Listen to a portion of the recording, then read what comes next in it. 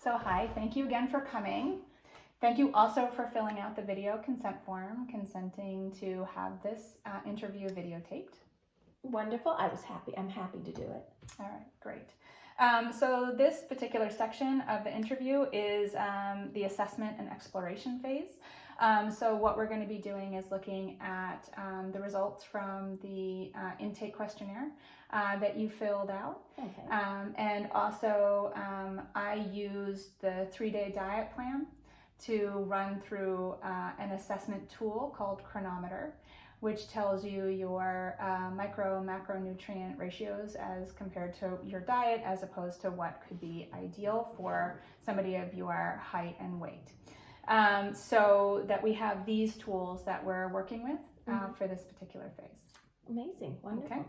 So I'm going to start out with some of the really great points. Oh, good. First of all, congratulations on having really like the best intake form ever. You're so healthy. Oh, you're so healthy. I wonder what I can do for you. First of all, you drink matcha. Yes. Yay. I love matcha. Oh, so do Matcha is the best. So the really, really good points are that you are literally the ideal weight for your height. Oh, that's so exciting. Literally, you couldn't be a pound off. It was amazing. I was like, oh my God, you're actually perfect. So that's great. Good job. Thank you. It was hard won, I will say. I've been too thin and I've been too overweight, but my body naturally has settled in, and that's that. Well, not much I can do about it. No, well, there's a lot that you can do about it, but there's nothing you need to do about it. Thank you. Okay. You also take in far more than what is necessary for fruits and vegetables, which is like your minimum, right? You're taking in 10 plus, right? That is fantastic. Oh, so give yourself a round of applause. Oh, that's amazing, because I didn't realize that. Thank you. Yeah, no, it's really, really, really I really good. focus on, when I was as sick as I was, food became the only thing that made me feel better. So when it came to fruits and vegetables, especially vegetables, made a huge difference. So. And that's in reference to your past experience with Lyme disease? Yes. Okay. Yes. Just clarifying. All right. And you have no alcohol and no tobacco use and no recreational drugs? No. Again, super cool. We like all these things. Yes. And the other thing is that you have an amazing sleep pattern, which is commendable considering you have 5 children and 2 small ones at home. To get 8 hours of sleep a night is impressive. Your kids don't wake you up? I mean, occasionally, but not regularly. Well, no. Again, good job. They sleep with me, so. But great. But that I put it when I was sick with chronic Lyme. I needed to sleep. There was no not sleeping. It was too painful to wake up at night. So it was just easier to have them sleep with me. So I was incapable of getting out of bed to get them, having them in bed with me. And now we still sleep together, and everyone sleeps very well. Everybody sleeps well, and that's what we're looking for. So that's fantastic. It's a needs must thing. Yes. Okay. And going through, you also have really great digestion. So that was wonderful. There's no bloating. There's no sort of gastric issues. So again, good job. Thank you. Great sources of fat. Oh. Love the nut butters, the olive oils, the avocados. These are all really fabulous, good fats for your brain and for your body. I did have a question though, which is that your 3-day diet plan doesn't include any meat, but you do list that you eat meat. So sort of how often, where from? It fluctuates throughout the month. Interestingly, with my cycle, I crave it more towards the end of my cycle. I don't crave meat, want meat, or habitually just eat meat. It's when I feel like it. When people ask, I say I do have a plant-based diet, but I accessorize it with meat. So you're plant-centric. Yes. Okay, plant-centric. Yes, there. Because sometimes I really would like a steak, but I actually don't want it every night. And previously it was out of habit that I would eat it every night. Or chicken, or fish, so I do eat meat, but just not every day. Okay. So that answers that one. Thank you so much. You also list that you have some food sensitivities. Can you tell me a little bit more about that? Mostly processed foods they really make me sick. I'll get a migraine, I'll get digestive issues, I feel like water retention, like edema. My eyes get puffy, I can't see as well. So, and that's usually with sort of processed or packaged foods? Yeah. So if you're not eating a whole foods, you might experience that? Yes, definitely. And it's more leaning towards like gluten-heavy processed foods. Okay. Or baked goods. Mm-hmm. Baked goods can really do a number on me as well. All right, so your response to that is to avoid them completely? Yes. That, generally speaking, yes. Okay. The other thing that you noted is that you have some shakiness when meals are skipped or delayed. Can you tell me a little bit about that? I get lightheaded, edgy, irritable, a little panicky almost, and I brain disconnect, with brain foggy, and And that's resolved by eating? Yes.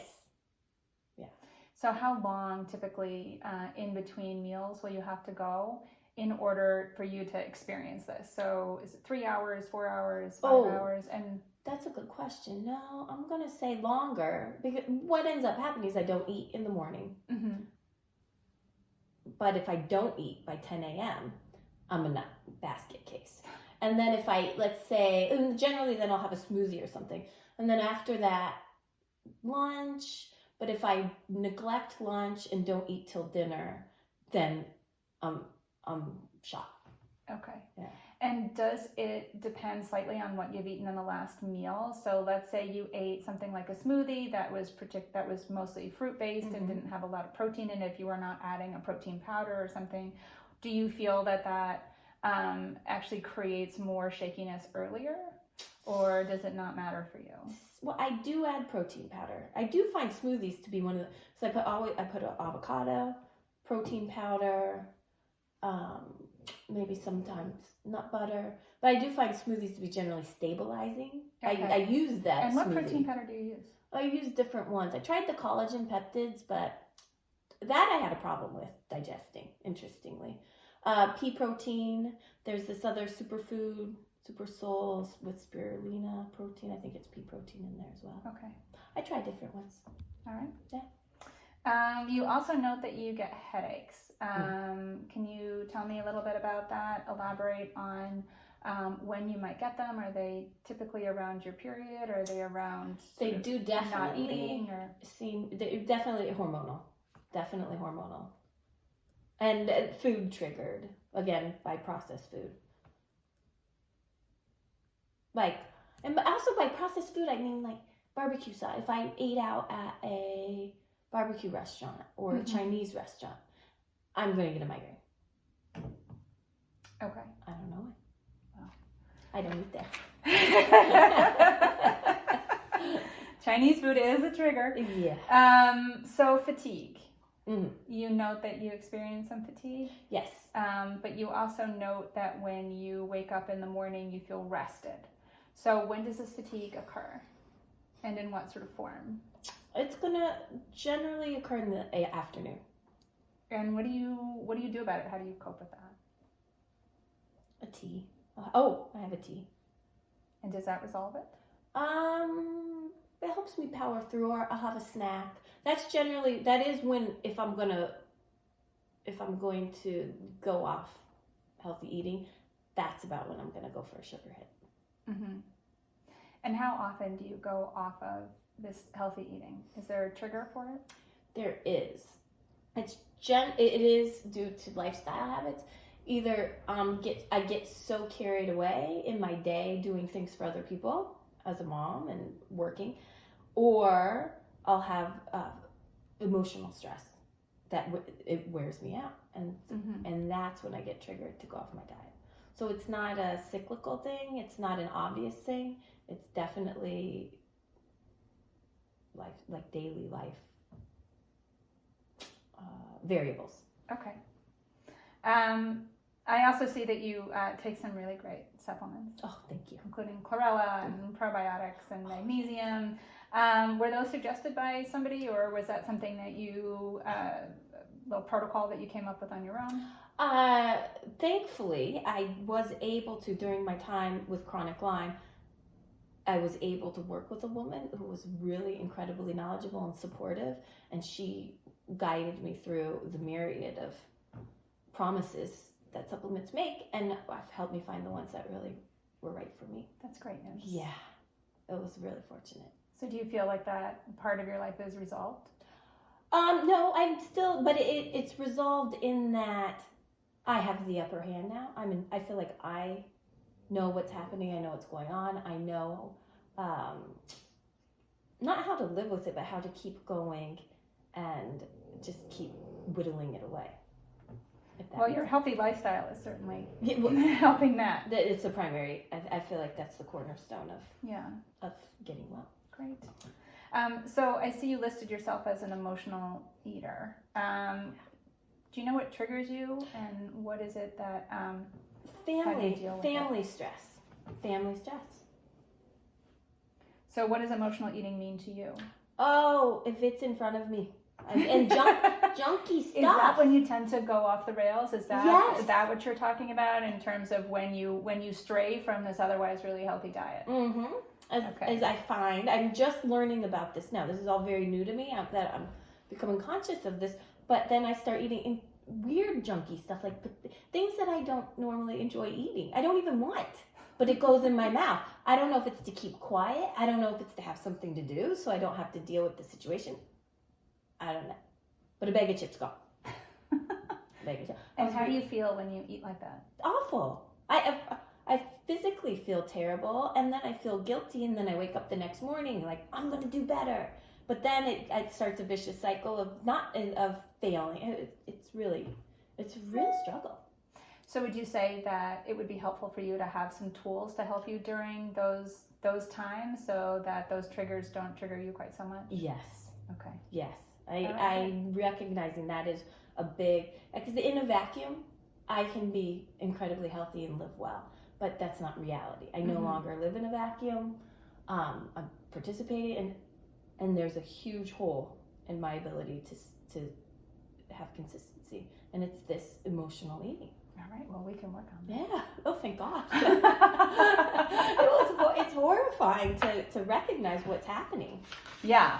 Absolutely. Yeah. Especially when you're usually so healthy and then suddenly that bag of chips is calling to you. It doesn't, it just happens. I was on vacation though, and it was happening, but we went to a donut stand and I didn't have a donut. You drew the line. I drew the line. That was it. As I said to you, I did run your diet through Cronometer, which is a dietary assessment tool. Okay. And one of the things that I came up with, I can show you the results from it, is that, you are amazing, I've already said, but you are coming up a little short on calcium, and you are coming up a little short on protein. Okay. And those are things that are going to be really important as you age. Okay. Right? So you're at a time right now where you're not going through this, sort of perimenopause, menopause experience quite yet. But you really want to make sure that you're, taking in adequate calcium and taking in adequate proteins. Okay. So that you don't have issues potentially with osteoporosis and things like that later on. One of the things that I'll be, making recommendations on will be how to get more healthy protein and calcium sources into your diet. Because we are a little bit low on protein and you are very vegetable-centric, plant-centric, okay, would you prefer to have more plant-based sources of proteins, or would you be open to more animal proteins in your diet? I'd be open to more animal proteins. I would. But I'd also like more, I'd like both, depending on how I'm feeling. Okay. Yeah. So we'll give you both. Okay. So that I just want to know that you're getting adequate protein, because your proteins were down at about 52%. Okay. So definitely something that you want to increase. And it's not like, do you think that doing it through food, obviously, I feel like doing it through food is better, but supplementing? It's really food. Okay. For something like that, it's food. For calcium, there are really good calcium sources that you can integrate into your diet, but it might be at the end, after we go through a few sessions of this, that it's too complicated to get enough calcium through your diet, and maybe we'll look at some supplementation for it. Okay. But I'd say at the time, we should just look at food sources, and each time you come to see me, we're going to look at what your diet plan is, and we're going to do that dietary assessment again, so we can see how those have changed, right? Have you brought your calcium up? Have you brought your protein up? Is it enough? So those are things that we'll look at. Okay, cool. As we move forward. So then the last part of this phase of the interview is really to assess your readiness to change. So on a scale of 1 to 5, how ready would you say you are to make a dietary change? Oh, 5. All right. 5. All right. Wonderful. Thank I'm you so in much next for this interview today. Oh, thank you so much for your time. It's really just been quite amazing and insightful already. So thank you. All right. Great.